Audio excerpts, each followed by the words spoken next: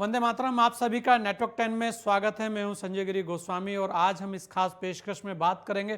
प्रधानमंत्री नरेंद्र मोदी जी ने नई दिल्ली के विज्ञान भवन में मुख्यमंत्रियों और उच्च न्यायालयों के मुख्य न्यायाधीशों के संयुक्त सम्मेलन को संबोधित करते हुए न्याय व्यवस्था से जुड़े कई पहलुओं पर अपनी बात कही। उनका आग्रह इस बात पर भी है कि जिस तरीके से सुप्रीम कोर्ट के वरिष्ठ जजों ने एक बात कही कि स्थानीय भाषाओं को लेकर, हिंदी भाषा को लेकर कि उसका भी महत्व है, इस बात को प्रधानमंत्री जी ने कहा कि स्थानीय भाषाओं को महत्व मिलना चाहिए, इससे लोगों का न्याय प्रणाली में विश्वास बढ़ेगा। पीएम ने एक तरीके से इस महत्वपूर्ण पहलू पर चर्चा की, इस पर एक आवाज उठी है। आज हम इसी मुद्दे पर सभी अपने खास जो मेहमान हैं उनसे बात करेंगे और हमारे साथ सभी खास मेहमान अभी जुड़े हुए हैं। लेकिन उससे पहले ये देख लेते हैं कि आज जो बोला है उसके मुख्य अंश, जो पॉइंट्स है वो क्या क्या है। साथियों, हमारे देश में आज भी हाई कोर्ट्स और सुप्रीम कोर्ट की सारी कार्यवाही इंग्लिश में होती है और मुझे अच्छा लगा सीजेआई ने स्वयं ने इस विषय को स्पर्श किया। तो कल अखबारों को पॉजिटिव खबर का अवसर तो मिलेगा अगर उठा ले तो। साथियों, एक बड़ी आबादी को न्यायिक प्रक्रिया से लेकर फैसलों तक को समझना मुश्किल होता है। हमें इस व्यवस्था को सरल और आम जनता के लिए ग्राह्य बनाने की जरूरत है। हमें कोर्ट्स में स्थानीय भाषाओं को प्रोत्साहन देने की जरूरत है। इससे देश के सामान्य नागरिकों का न्याय प्रणाली में भरोसा बढ़ेगा, वो उससे जुड़ा हुआ महसूस करेगा। 2047 में जब देश अपनी आजादी के 100 साल पूरे करेगा, तब हम देश में कैसी न्याय व्यवस्था देखना चाहेंगे। हम किस तरह अपने जुडिशियल सिस्टम को इतना समर्थ बनाएं कि वो 2047 के भारत की आकांक्षाओं को पूरा कर सके, उन पर खरा उतर सके। ये प्रश्न आज हमारी प्राथमिकता होना चाहिए। अमृत काल में हमारा विजन एक ऐसी न्याय व्यवस्था का होना चाहिए जिसमें न्याय सुलभ हो, न्याय त्वरित हो और न्याय सबके लिए हो। साथियों, देश में न्याय की देरी को कम करने के लिए सरकार अपने स्तर से हर संभव प्रयास कर रही है। हम जुडिशियल स्ट्रेंथ को बढ़ाने के लिए प्रयास कर रहे हैं। जुडिशियल इंफ्रास्ट्रक्चर को बेहतर करने की कोशिश चल रही है। केस मैनेजमेंट के लिए आईसीटी के इस्तेमाल की शुरुआत भी की गई है। सबऑर्डिनेट कोर्ट्स और डिस्ट्रिक्ट कोर्ट से लेकर हाई कोर्ट तक वैकेंसीज को भरने के लिए भी प्रयास हो रहे हैं। साथ ही जुडिशियल इंफ्रास्ट्रक्चर को मजबूत करने के लिए भी देश में व्यापक काम हो रहा है। इसमें राज्यों की भी बहुत बड़ी भूमिका है। साथियों, हमारे शास्त्रों में कहा गया है, न्यायमूलम सुराज्यम स्यात्, अर्थात किसी भी देश में सुराज का आधार न्याय होता है। इसलिए न्याय जनता से जुड़ा होना चाहिए, जनता की भाषा में होना चाहिए। जब तक न्याय के आधार को सामान्य मानवी नहीं समझता, उसके लिए न्याय और राजकीय आदेश में बहुत फर्क नहीं होता है।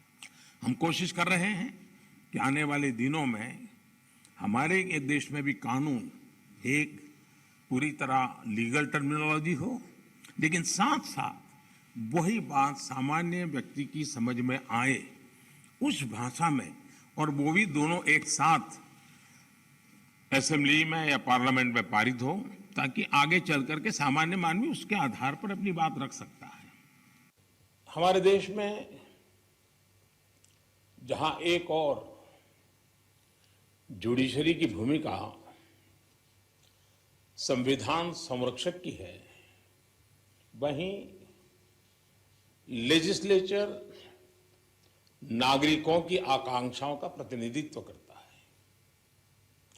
मुझे विश्वास है कि संविधान की इन दो धाराओं का ये संगम, ये संतुलन देश में प्रभावी और समयबद्ध न्याय व्यवस्था का रोडमैप तैयार करेगा। मैं आप सभी को इस आयोजन के लिए हृदय से शुभकामनाएं देता हूं। और इसी पर हमारे साथ सभी खास मेहमान जुड़ चुके हैं। हमारे साथ प्रेम कुमार जी हैं, वरिष्ठ पत्रकार हैं। हमारे साथ अश्वनी दुबे जी हैं, अधिवक्ता हैं सुप्रीम कोर्ट के। हमारे साथ मुरारी तिवारी जी हैं, अधिवक्ता हैं सुप्रीम कोर्ट के। और डॉक्टर सीमा सिंह जी हैं, प्रोफेसर हैं दिल्ली यूनिवर्सिटी से। आप सभी लोगों का बहुत बहुत स्वागत है नेटवर्क 10 में। मैं सबसे पहले अश्वनी दुबे जी आपके पास आना चाहूँगा, क्योंकि आज बात न्याय की हुई है और न्याय में बहुत सारी चीज़ें आती है। वो न्याय है जो ये हमें एक विश्वास दिलाता है कि हम सुरक्षित हैं, हमारे साथ कोई अन्याय नहीं होगा। तो आज का जो एक बयान आया प्रधानमंत्री जी का, सुप्रीम कोर्ट के चीफ जस्टिस का, कैसे आप देखते हैं? क्या आपको लगता है कि आने वाला समय अब कैसा होने जा रहा है? देखिए, बहुत ही वेलकमिंग और जनरल इंटरेस्ट में, जनरल पब्लिक के इंटरेस्ट में ये स्टेटमेंट है ऑनरेबल प्राइम मिनिस्टर की और सीजीआई जी। सीजीआई ने भी बड़े पायनियर की भूमिका निभाई है। और साथ ही साथ अभी कुछ दिनों पहले जब चेन्नई में सीजीआई की कॉन्फ्रेंस थी, चेन्नई के जजेस के साथ, मद्रास हाईकोर्ट के जजेस के साथ, तो वहां पर भी चीफ मिनिस्टर भी थे। तो उन्होंने भी यह कहा था, इस बात को कहा था कि आज जरूरत इस बात की है कि हम लोकल लेवल की, लोकल लैंग्वेज को भी प्रमोट करें।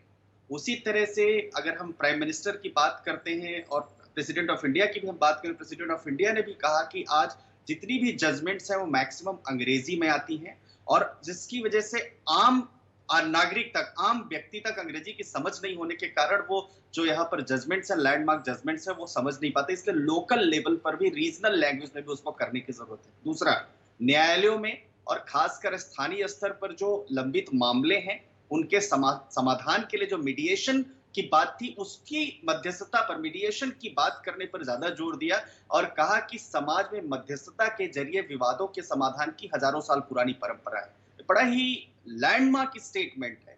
और मैं समझता हूं कि जो भारत की परंपरा पहले से पंच परमेश्वर जो न्याय करते थे, उस व्यवस्था के अनुसार आज भी जो हमारे एडीआर सिस्टम है, कोर्ट्स जो अडॉप्ट कर रही हैं, रिकंसिलिएशन के प्रोसेस के थ्रू मैट्रिमोनियल डिस्प्यूट और तमाम सिविल डिस्प्यूट्स, खासकर ट्रेड रिलेटेड डिस्प्यूट्स डिसाइड हो रहे हैं। आर्बिट्रेशन एंड कंसिलिएशन एक्ट के थ्रू भी मैटर्स टाइम बाउंड मैनर में डिसाइड हो रहे हैं। दूसरा, प्राइम मिनिस्टर का स्टेटमेंट इसलिए भी एक लैंडमार्क है कि 3.5 लाख जो प्रिजनर्स की बात की, अंडर ट्रायल्स की बात की, जो जेल में है, जिसके लिए उन्होंने कहा कि लोग गरीब हैं या सामान्य परिवारों से, तो उसके लिए भी मतलब कि प्राइम मिनिस्टर की जो भूमिका है आम लोगों के लिए, आम व्यक्ति तक पहुंचने की और एक सुलभ न्याय प्रोवाइड करवाने की, खास तौर से जुडिशरी के माध्यम से, वो भी बड़ा ही इंपॉर्टेंट है। और मैं समझता हूं पूरे देश के चीफ जस्टिस के बीच में ये बात आई है, तो इसमें भी कुछ न कुछ डिसीजन होगा। तीसरा, जो प्राइम मिनिस्टर में एक और इंपॉर्टेंट बात कही कि हर जिले में डिस्ट्रिक्ट जज की अध्यक्षता में एक कमेटी होती है, ताकि इन जो केसेस हैं इनकी समीक्षा हो सके और जहां संभव हो सके, अगर हीनियस क्राइम नहीं हो तो वहां बेल पर रिहा किया सके। उन्होंने अपील भी किया हाई कोर्ट के चीफ जस्टिस से कि जो ह्यूमैनिटेरियन ग्राउंड है और जो लॉ ऑफ पैरिटी है और लॉ जो आम आदमी को सुलभ होना चाहिए, इन बातों को देखते हुए, इसकी प्राथमिकता के आधार पर आप कम से कम जो प्रिजनर्स और अंडर ट्रायल्स हैं, जो काफी समय से जेल से हैं,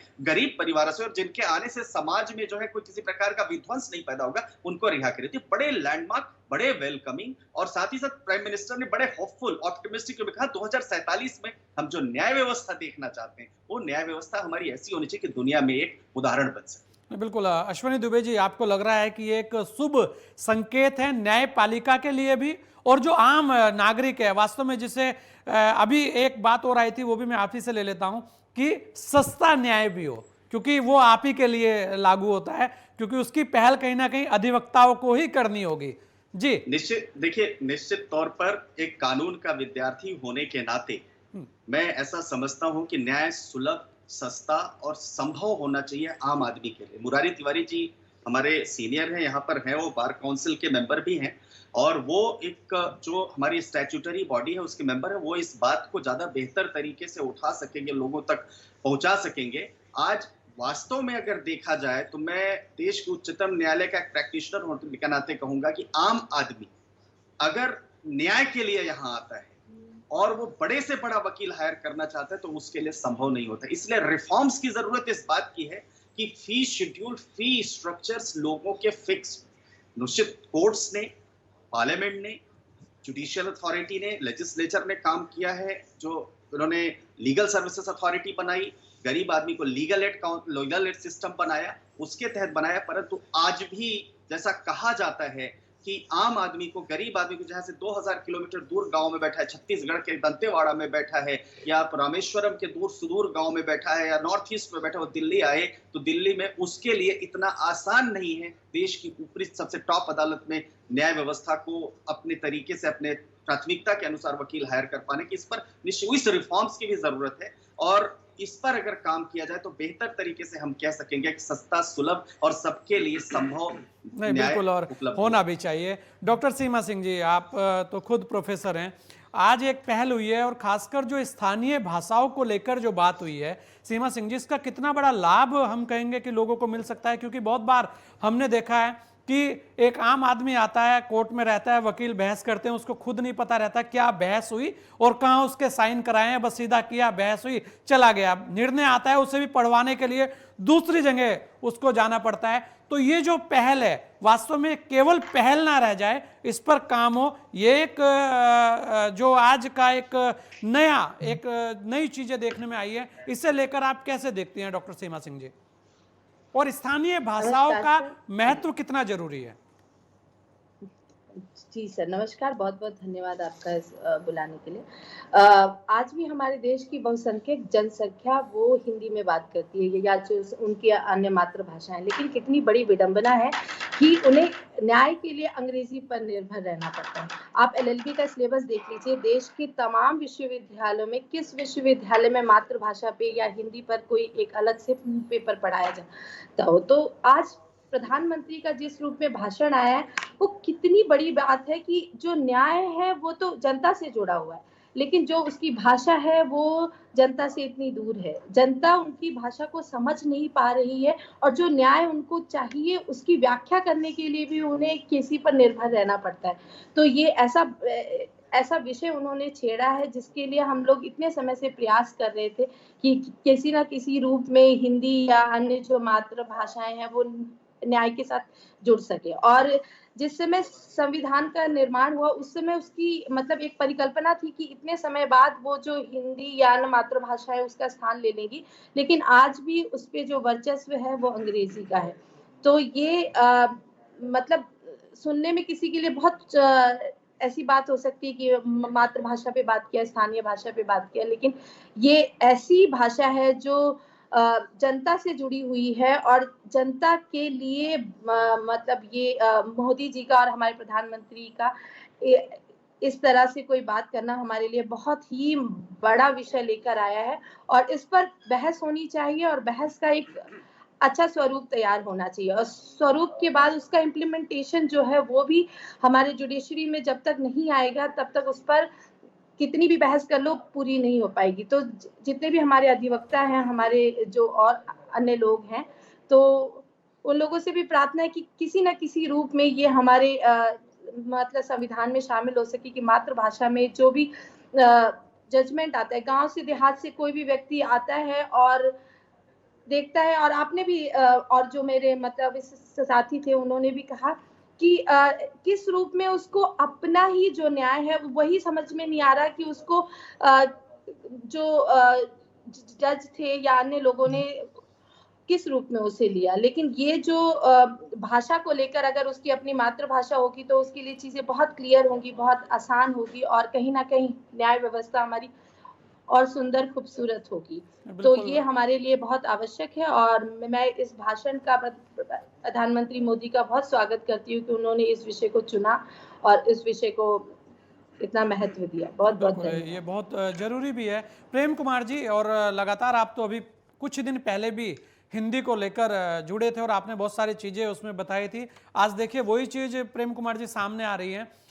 कुछ चीजें ऐसी हैं जो वर्तमान में होनी चाहिए, जिसकी बात हो रही थी कि जो स्थानीय भाषा हैं उनको कैसे बढ़ावा मिले, उनका कैसे संयोजन हो, तो उसे लेकर प्रेम कुमार जी एक पहल आज हुई है, इस पहल को आप कैसे देखते हैं? और इसके अलावा भी जो न्याय से पहल होती है वो वास्तव में बड़ी शानदार होती है, क्योंकि सबसे पहले अगर किसी की जरूरत है तो वो न्याय को, उसे चाहिए न्याय। उस न्याय को लेकर आज एक बड़ी कॉन्फ्रेंस हुई और उसके अंदर अगर इस तरीके की चीजें सामने आ रही हैं और चीफ जस्टिस अगर खुद उसमें इन्वॉल्व हैं और वो कह रहे हैं इस बात को, तो कहीं ना कहीं जो एक चिंता है जो पहले से चलती आ रही थी, आज वो वास्तव में धरातल पर आती दिख रही है। आप इस पूरे जो एपिसोड को कैसे आप देखते हैं, इस पूरे भाषण को कैसे देखते हैं, इस पूरे जो सम्मेलन जो चल रहा है, संयुक्त सम्मेलन, उसको आप कैसे देखते हैं?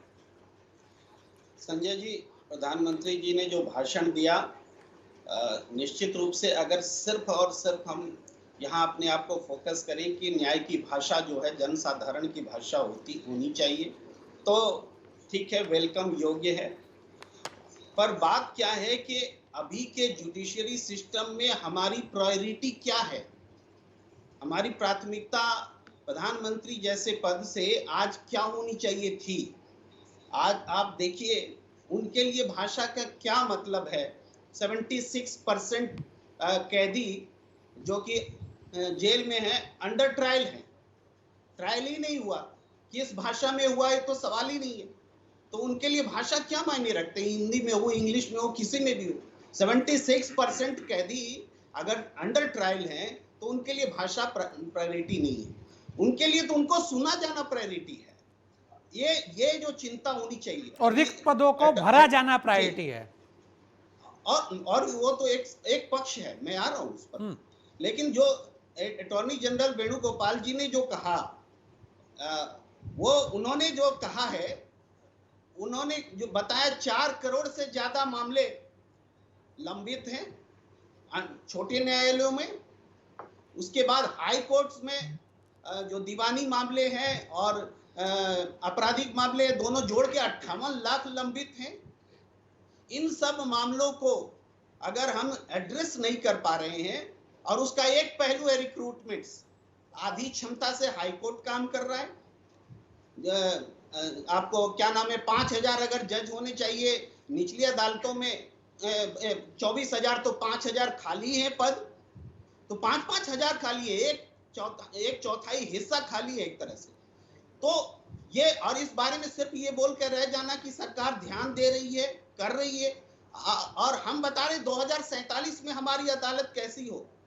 हमने अपनी पंचवर्षीय योजना 5 साल आगे देखने की तो नजरिया को बंद कर लिया, पंचवर्षीय योजना तक त्याग दिया, और 25 साल बाद क्या होगा हम उसको दिखा रहे हैं सिर्फ हिपोथेटिकल ढंग से, चूंकि आज जो है उस पर बोलने से बच रहे हैं। जवाब देना चाहिए, इससे बड़ा मंच तो नहीं हो सकता था, जहां सीजेआई हो, सारे चीफ जस्टिस हो, सारे मुख्यमंत्री हो, प्रधानमंत्री, इससे बड़ा कोई मंच हो सकता है क्या? इस मंच पर भी अगर कोर मुद्दा जो कि बिना सुनवाई के जेलों में बंद है, सुनवाई नहीं हो रही, 4-4 करोड़ मामले लंबित हैं, वो अगर हमारी प्राथमिकता में नहीं है तो क्षमा कीजिए, भाषा का मुद्दा तो बहुत दूर का मुद्दा है। जी नहीं, प्रेम कुमार जी, ये बिल्कुल है, ये इसकी चिंता भी व्यक्त की है। उन्होंने बोला, अगर हम सीजीआई का एक वक्तव्य देखें तो उन्होंने कहा न्याय का मंदिर होने के नाते अदालत को लोगों का स्वागत करना चाहिए, लेकिन यहां बहुत सारी चीजें एक और आई है कि पब्लिक इंटरेस्ट याचिका जो PIL होती थी उसको लेकर भी टिप्पणी आई है कि अब वो डराने धमकाने का उसका इस्तेमाल उसमें होने लगा है, या वो राजनीतिक और कॉरपोरेट विरोधियों के खिलाफ टूल बन गई है। इस तरीके के भी बहुत सारे केसेस दायर किए जा रहे हैं, तो उसको लेकर भी चिंता है। उसके अलावा उन्होंने कहा कि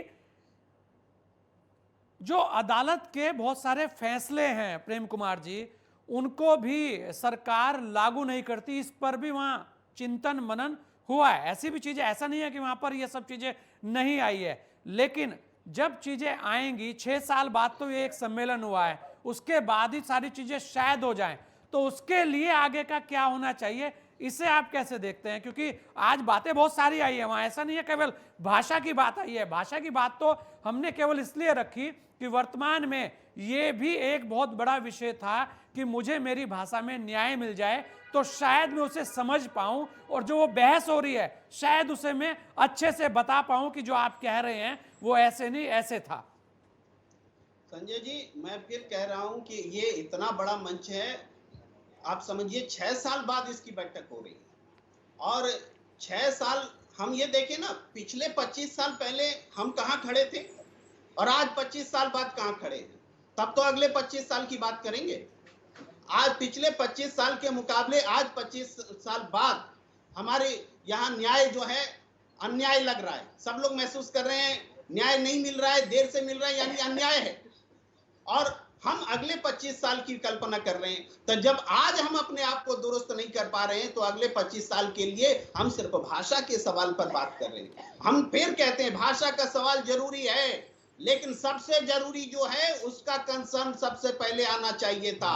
यह सेकेंडरी थिंग है मेरे लिए। हमारे लिए है जो बिना सुनवाई किए हुए अंडर ट्रायल हैं, बंद हैं, कैदी हैं, जिनके पास पैसा नहीं है, जो गरीब हैं, जो वंचित हैं, उनको न्याय नहीं मिल रहा है, वो प्राथमिकता में होना चाहिए। वहां पर राजनेता भी हैं, वहां न्याय के जो देवता कहे जाने वाले न्यायाधीश भी हैं, उनकी चिंता में ये पहले होना चाहिए। मैं फिर दोहरा रहा हूं, बाकी चीजें जो है कि पर्सनल लिटिगेशन बन गया है, पब्लिक लिटिगेशन, ये सब चिंता का विषय है, तो इसको खुद न्यायाधीश दूर कर सकते हैं अपने प्रैक्टिस के जरिए। लेकिन ये जो चिंता है कि जिनको न्याय नहीं मिल रहा है, पूरी पब्लिक को 4-4 करोड़ मामले लंबित हैं, इसको फैसला लेने के लिए प्रधानमंत्री, चीफ जस्टिस, जो हमारा तीनों सिस्टम है, इन तीनों सिस्टम को मिल करके कार्यपालिका, न्यायपालिका, विधायिका एक सोल्यूशन खोजने की जरूरत थी। अगर इस मंच से वो पहल नहीं होती दिख रही है, तो फिर इसका फिर 6 साल बाद हम यही बात कर रहे होंगे। चलिए, फिर 6 साल बाद हम प्रेम कुमार जी, मुरारी तिवारी जी भी वरिष्ठ अधिवक्ता हैं, वो भी हमारे बीच में हैं।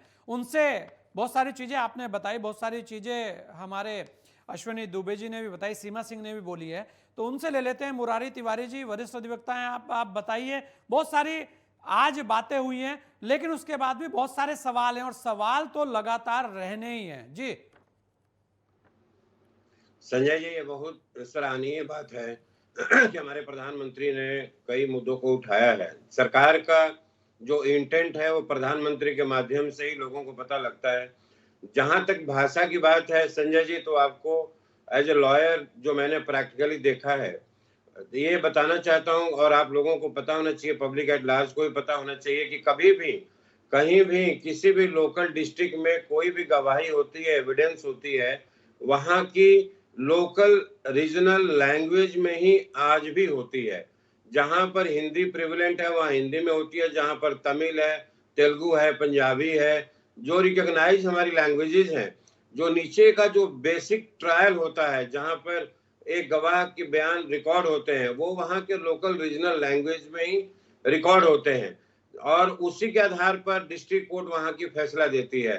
परेशानी वहां नहीं है। परेशानी जैसे जैसे आप हायर कोर्ट में आते हैं, अब सपोज आप हाई कोर्ट में आ गए, तो हाई सुप्रीम कोर्ट में आ गए, तो परेशानी वहां है, क्योंकि जो जुडिशियल ऑफिसर्स हैं वो through out the country transferable है।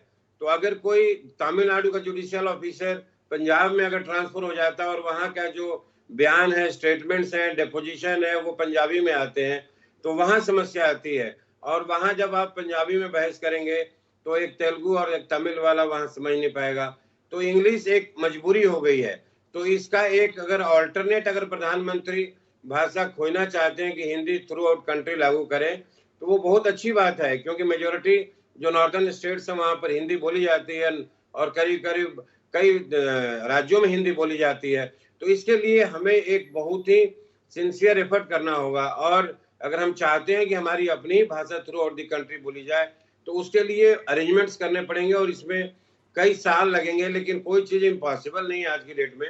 दूसरी बात जो प्रेम जी जो बार बार हाईलाइट कर रहे थे, वो भी बहुत हद तक इम्पोर्टेंट है, क्योंकि अल्टीमेटली आप एक वर्किंग कैपेसिटी है। अगर जहां पर 70 लोगों का काम करना है और वहां पर 35 लोगों से, जैसे दिल्ली हाई कोर्ट में काम चल रहा है, तो काम किसी तरह से चलता है। एक दिन में वहां पे 150 मीटर 200 मीटर लगते हैं, और हार्डली वहां 50 40 60 मीटर होते हैं, बाकियों में डेट लग जाती है। दिल्ली में तो फिर भी संजय जी हमें कुछ ना कुछ दिखता है कि काम हो रहा है। आप किसी दूसरे स्टेट में अगर आप जाएंगे, तो वहां पर एक बेल एप्लीकेशन लगाई जाती है, which is suppose to be taken up on the next date. वो बेल एप्लीकेशन में डेट 2 महीने 3 महीने 4 महीने की बेल एप्लीकेशन पे नोटिस इशू होता है।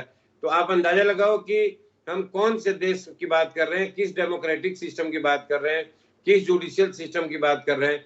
और इसका सीधा सीधा जुडिशियल इंफ्रास्ट्रक्चर्स की कमी है, सीधा सीधा इसके जुडिशियल ऑफिसर की कमी है, वहाँ स्टाफ की कमी है। वो जब तक पूरा नहीं होगा, हम अपना एक न्याय दिलाने का जो एक मोटिव है हमारा, वो उसको हम पूरा नहीं कर सकते।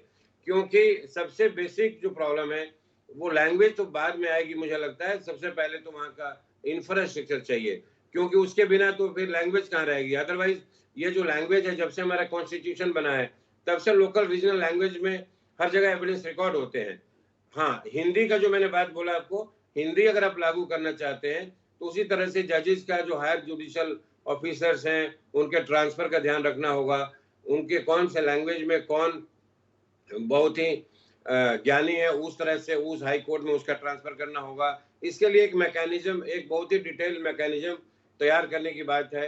अश्वनी दुबे मेरे जो भाई, जिन्होंने आपको बहुत सारी चीजें डिटेल में बताई, ये हमें इस बात की बड़ी खुशी हो रही है कि प्रधानमंत्री हमारे कंसर्न है जुडिशियल सिस्टम को लेकर के, और आज उन्होंने अपनी बात इतनी रखी है। एक टारगेट तो रखना पड़ेगा, एक जब तक टारगेट नहीं रखेंगे तब तक किसी भी उद्देश्य को आप पा नहीं सकते, लेकिन उसके लिए हमें सिंसियर एफर्ट्स करने की जरूरत है और उसके बिना ये संभव नहीं होगा। बिल्कुल। और अगर देखें, क्योंकि मुरारी जी आप बड़े वरिष्ठ अधिवक्ता हैं और बहुत सारी चीज़ें बता सकते हैं, आप वहाँ पैनल पे भी हैं, तो एक बात यह है कि जो चिंता जताई थी, एक ये भी चिंता है कि जो सस्ता न्याय है उससे लेकर कौन पहल करे, आखिर उसके लिए किस तरीके से कोई ना कोई ऐसा व्यवस्था बननी चाहिए। बहुत सारे केसेस तो शायद जो प्रेम जी की चिंता है उसमें एक चिंता ये भी है कि इतने सारे लोग जो हैं उनके लिए उस तरीके के वकील उपलब्ध नहीं हो पाते, उस तरीके की चीजें नहीं आ पाती, या बिल्कुल ही वकील नहीं मिल पाते। ये भी एक उसमें अगर जोड़ के देखें तो शायद अगर सस्ता न्याय हो जाए, वकील उपलब्ध हो जाए, तो शायद बहुत सारे केसेस जो बर्डन है जो आप बता रहे हैं वो अपने आप ही कम हो जाए। आप बिल्कुल ठीक कह रहे हैं। जो लीगल सर्विसेज अथॉरिटी है, हर एक स्टेट ने अपने अपने लेवल पर स्टार्ट कर दिया है। जैसे दिल्ली में दिल्ली लीगल सर्विसेज अथॉरिटी है, यहाँ पर फ्री में वकील अवेलेबल हैं, गवर्नमेंट उसके लिए पैसे देती है। जिस भी व्यक्ति को चाहिए लॉयर, तो वहाँ जो लीगल सर्विसेज अथॉरिटी में वहाँ जाकर के एप्लीकेशन देना है, और खुद जो जुडिशियल ऑफिसर्स होते हैं जहाँ देखते हैं कि इसको कोई वकील अपीयर नहीं हो रहा है तो वो खुद ही कोर्ट डायरेक्शन दे देती है। कई बार तो एमिकस क्यूरी के तौर पर हम एज ए लॉयर खुद अपनी सर्विसेज देते हैं। और बार काउंसिल ने खुद इस साल अभी हमने शुरू किया है कि उसके जो कॉस्ट होंगे वो बार काउंसिल देगी और फ्री में लॉयर्स अवेलेबल कराएंगे। तो गवर्नमेंट भी कंसर्न है, काउंसिल्स भी कंसर्न है, और जो न्याय लेना चाहता है, बेसिकली आपको जो मैंने असली प्रॉब्लम बताया, जो सही में जो समस्या है, जो हम लोग तो कोर्ट में दिन रात 32 साल से वकालत करते हैं, तो वहाँ जुडिशियल ऑफिसर्स की कमी है, इंफ्रास्ट्रक्चर्स की कमी है। लॉयर्स तो अवेलेबल हैं, लॉयर्स तो आपको हर एक लेवल पर अवेलेबल है, जिस तरह की अफोर्डेबिलिटी है उस तरह का लॉयर अवेलेबल है। दिल्ली में करीब 1,25,000 लॉयर हमने रजिस्टर्ड किए हैं, तो लॉयर्स की कमी नहीं है, वो अवेलेबल भी हैं। लेकिन जब तक कोर्ट से न्याय नहीं मिलेगा, कोर्ट में सुनवाई टाइम से नहीं होगी, तब तक कोई सोल्यूशन नहीं है इसका। इसी तरह से हम इस पे बहस करते रहेंगे और ऐसे ही लोगों को बताते रहेंगे कि हम बहुत सिंसियर हैं। नहीं, बिल्कुल, ये बहुत महत्वपूर्ण बात है और आज का विषय भी है। और जिस तरीके से बातें सामने आती हैं, वास्तव में लगता है कि अभी भी बहुत कुछ करना बाकी है। और यहाँ पर एक छोटा सा ब्रेक लेंगे, उसके बाद श्याम सुंदर शर्मा जी मैं आपके पास आऊँगा। लेते हैं एक छोटा सा ब्रेक, जल्द लौटेंगे आपके बीच।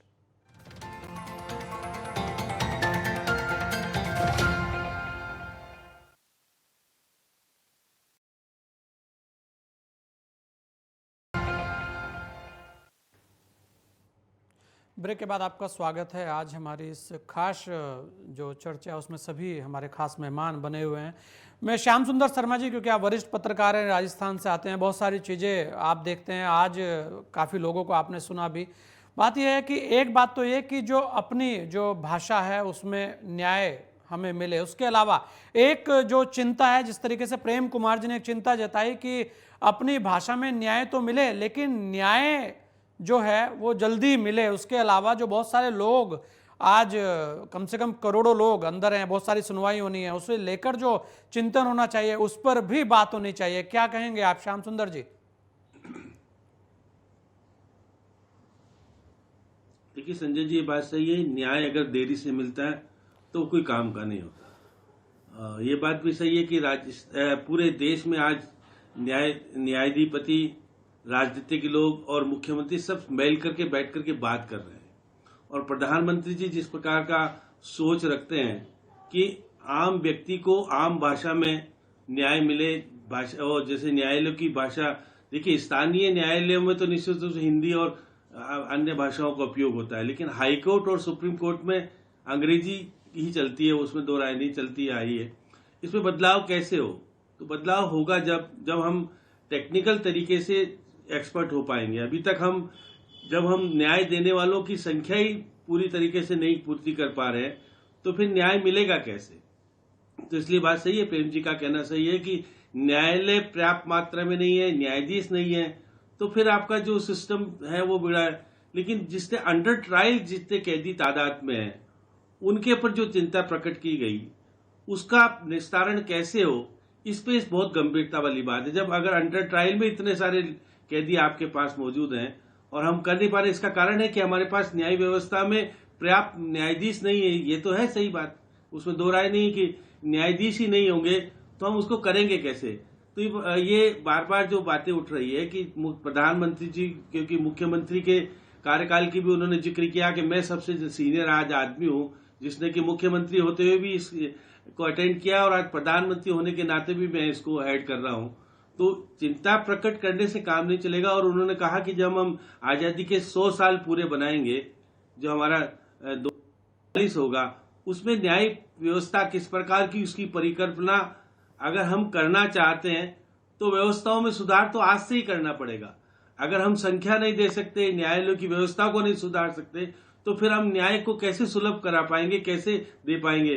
50% हाई कोर्ट्स के जजेस की पद खाली पड़े हैं, तो आप बताइए फिर कैसे चलेगा? सही बात है, हाई कोर्ट में तो जो भी जाता है वहां न्याय की व्यवस्था के लिए महंगा होता है सारा। अब प्रेम जी कह रहे थे कि बहुत सारी चीजें जो इनकी बार एसोसिएशन है या विधि जो संस्थाएं बनी है वो गरीबों को उपलब्ध कराती हैं फ्री में, लेकिन वो बहुत कम स्तर पर है, क्योंकि जानकारी, गरीब को तो जानकारी नहीं है कि मुझे फ्री में एडवोकेट मिल पाएगा नहीं मिल पाएगा।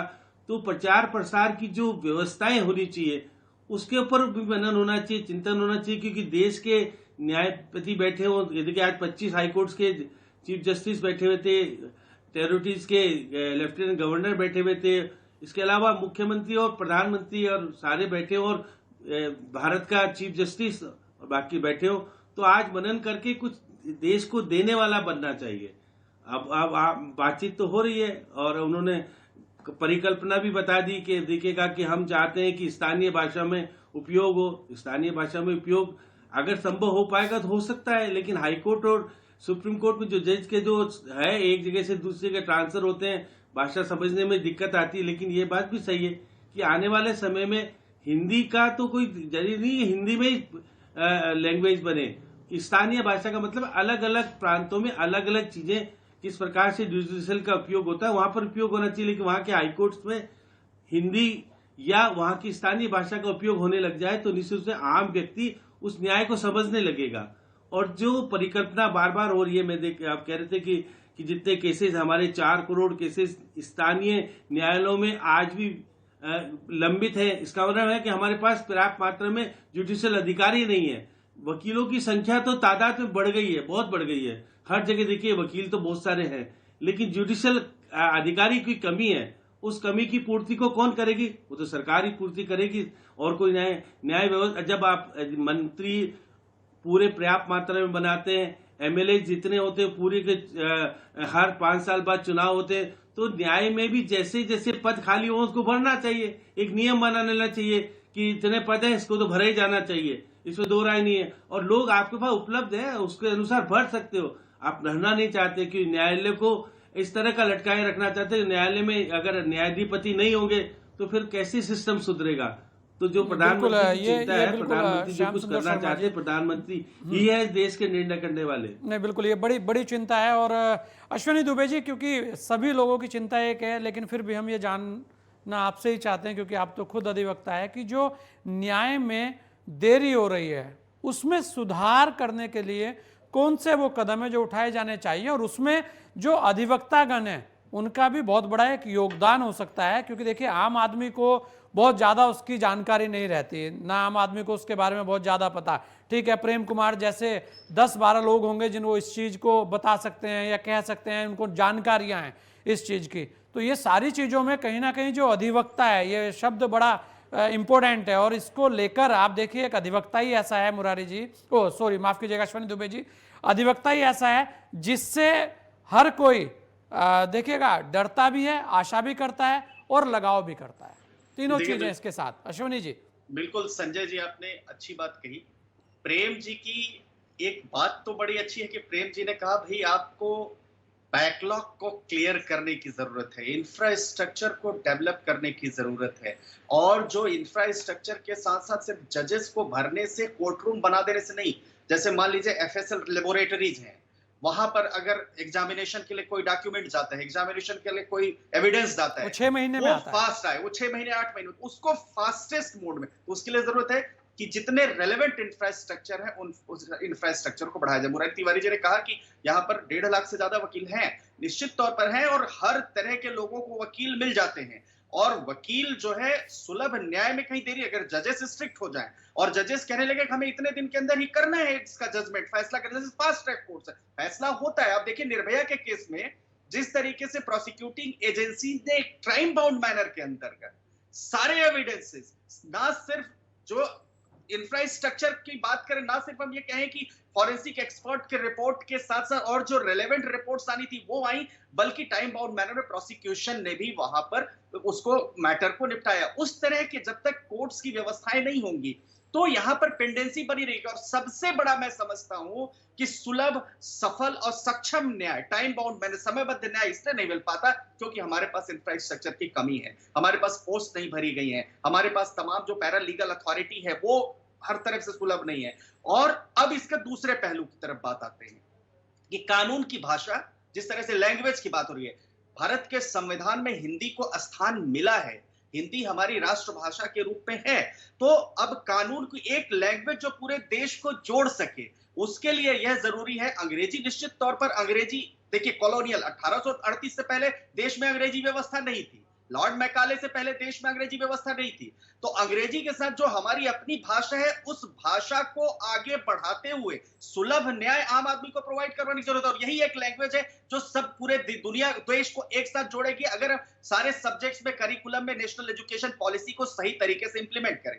कानून की भाषा सरल, स्पष्ट और सुबोध होनी चाहिए। कानून के शब्द, कानून का उद्देश्य और कानून का अर्थ कानून बनते समय उपस्थित किए गए उस उद्देश्य को ही प्रकट करें, उद्देश्य से भिन्न अर्थ जो है अमान्य हो, इसके लिए समय समय पर जजमेंट्स आनी चाहिए, और कानून का आधार जो है व्यक्ति को अधिक से अधिक स्वतंत्रता प्रदान करना हो। आज हो क्या रहा है, शासन और व्यापारी, जो शासन है वही व्यापारी बन रहे, जो गवर्नमेंट में बैठे हुए लोग हैं वही बिजनेसमैन बन रहे हैं। तो वो जब बिजनेसमैन बन रहे हैं, जो एक बिजनेसमैन अगर पॉलिसी डिसीजंस में बैठेगा तो अपनी कन्वीनियंस के हिसाब से पॉलिसी बनाएगा कि कैसे उसका बिजनेस फ्लरिश करे। तो जब अपनी वो कन्वीनियंस के हिसाब से कानून बनाएगा, और निश्चित तौर पर अदालतों का काम कानून बनाना नहीं है, उसकी व्याख्या करना है, तो वो ह्यूमन कॉमन मैन के फ्रेंडली नहीं होगा, वो सिर्फ बिजनेस फ्रेंडली होगा। तो यहां भी एक बात, हमें सिर्फ जुडिशियरी में ही ट्रांसपेरेंसी की जरूरत नहीं है, जुडिशियरी में ही रिफॉर्म्स की जरूरत नहीं है, हमें पॉलिटिकल सिस्टम में भी रिफॉर्म की जरूरत है। अब आप एक बात बताइए, एक क्रिमिनल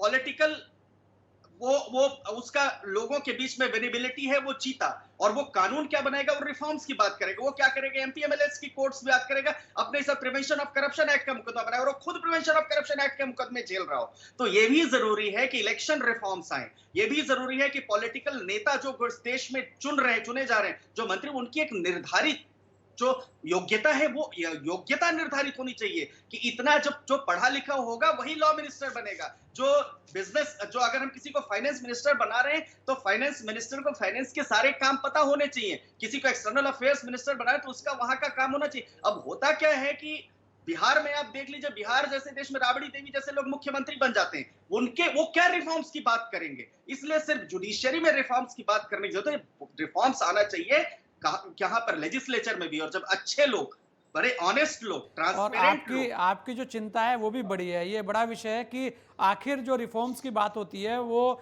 कोर्ट्स में ही क्यों, न्यायालयों में क्यों? सबसे पहले तो रिफॉर्म अपने अंदर भी करना चाहिए, पॉलिटिकल रिफॉर्म की भी अभी आवश्यकता है। बड़े महत्वपूर्ण चीज़ें हैं और इन पर भी सवाल होने चाहिए और जागरूक लोगों को इस तरफ भी देखना चाहिए। अगर डॉक्टर सीमा सिंह जी आप देखें, क्योंकि आपको नहीं लगता कि अब निचले स्तर पर, क्योंकि बात हो रही है जो लैंग्वेज है, जो हमारी स्थानीय लैंग्वेज है, उससे लेकर बात हुई है। अच्छी बात यह है कि सुप्रीम कोर्ट के जो चीफ जस्टिस हैं उन्होंने भी चिंता जताई है, लेकिन क्या नहीं लगता कि अब जो स्कूल्स हैं उनको कहीं ना कहीं स्थानीय भाषाओं को देखना होगा? उनकी जिम्मेदारी ज़्यादा बन जाती है, ऐसे में जो टीचर्स हैं उनकी जिम्मेदारी बन जाती है और कहीं ना कहीं राज्य सरकारों की जिम्मेदारी बन जाती है कि ऐसा ना हो कि आप अंग्रेजी बोलें और आपको फाइन, आप हिंदी बोलें और आपको फाइन लगा दिया जाए, आप स्थानीय भाषा अगर स्कूल में बोलें फाइन लगा दिया जाए। इस तरीके की जो स्थितियां हैं, जब ये नीचे से सुधरेगी तभी हम ऊपर की बात भी कर सकते हैं। डॉक्टर सीमा जी। जी जी, बिल्कुल बिल्कुल संजय जी, आपने एकदम सही बात की।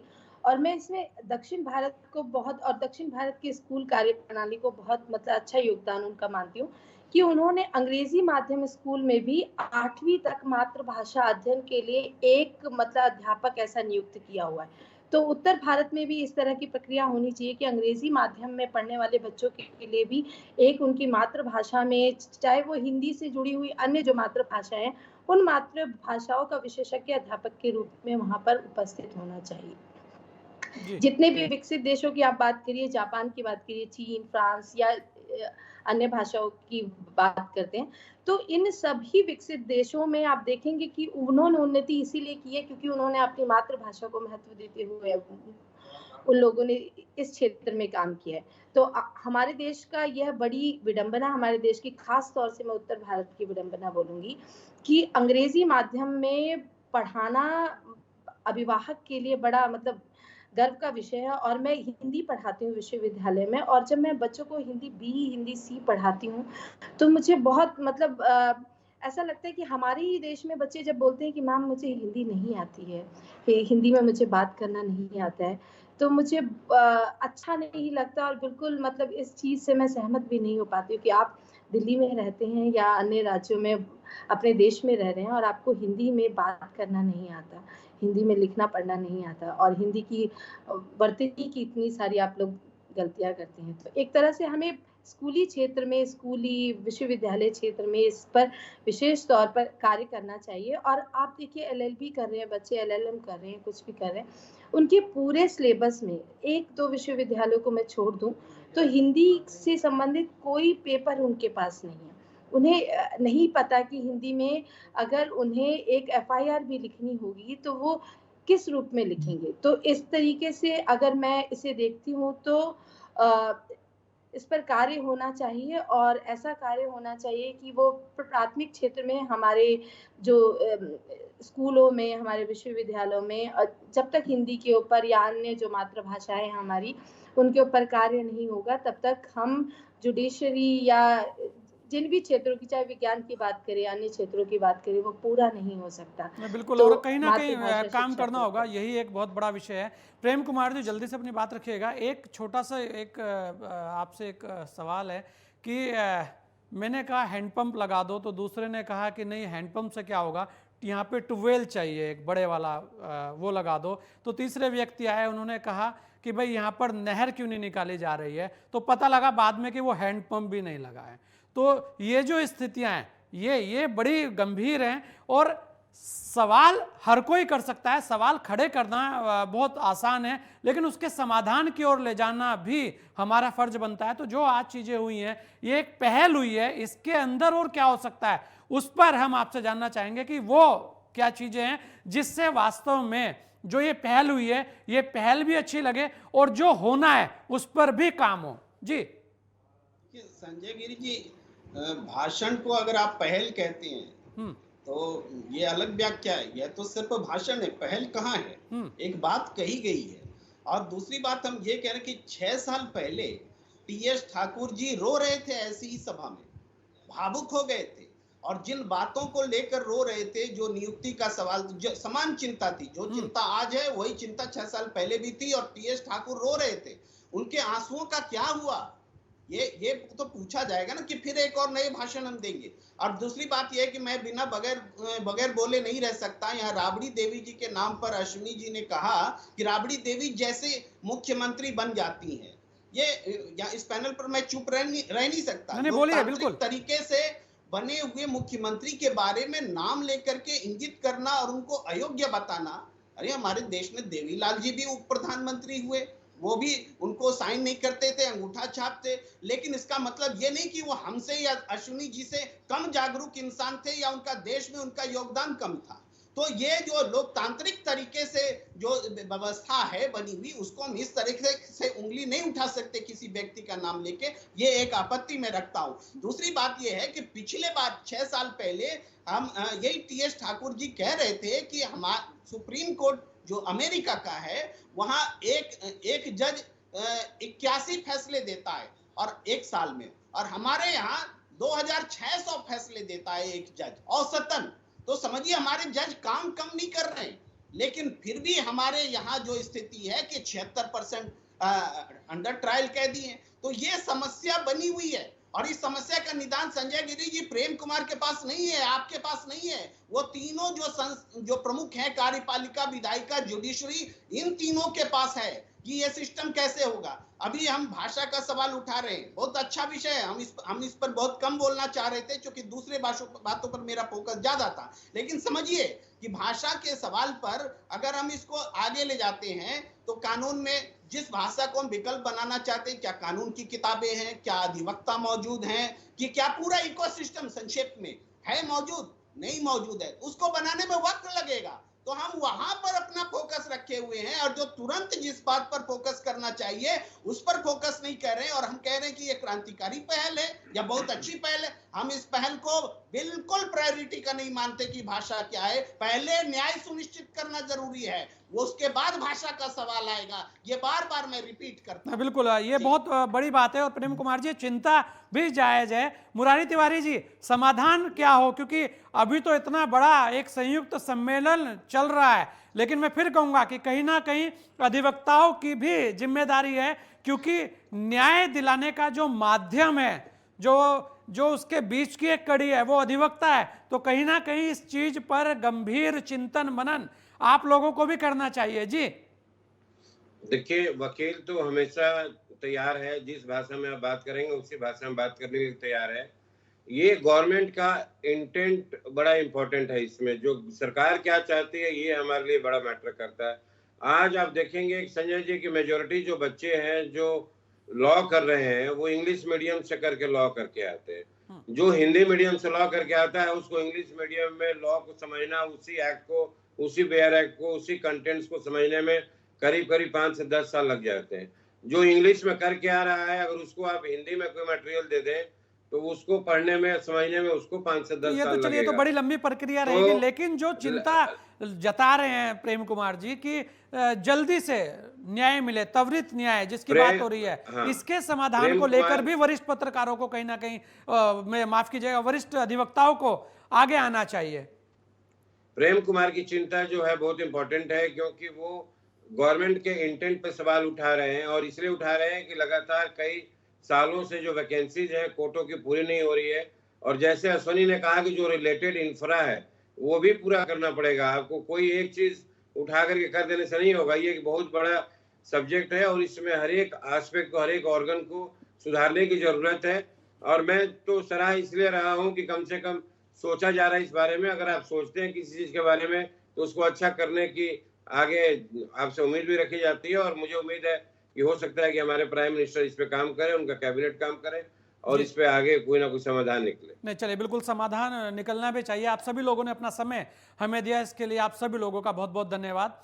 कहीं ना कहीं आज एक पहल हुई है, उस पहल को लेकर हर कोई उसका स्वागत कर रहा है, होना भी चाहिए। लेकिन उसके बाद भी बहुत सारे सवाल हैं, उनका भी समाधान होना चाहिए। और सभी की उम्मीद और आशाएं हैं कि आने वाले समय में उन सभी समस्याओं का भी समाधान होगा, क्योंकि न्याय सबके लिए जरूरी है। इस खास पेशकश में इतना ही। दीजिए मुझे इजाजत। जय हिंद।